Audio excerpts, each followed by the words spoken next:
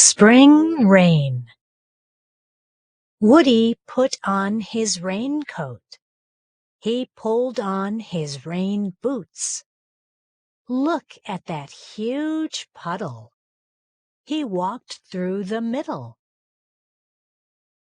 Read the story. Underline the 4 words with the same vowel sound as book. His mother laughed a little. His father took a picture. Woody saw another big puddle. With a giggle, he jumped in it.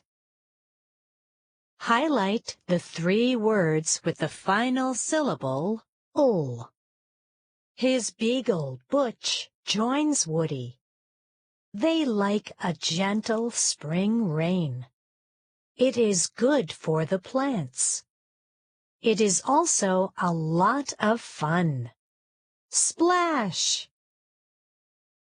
Underline the 3 words with the same vowel sound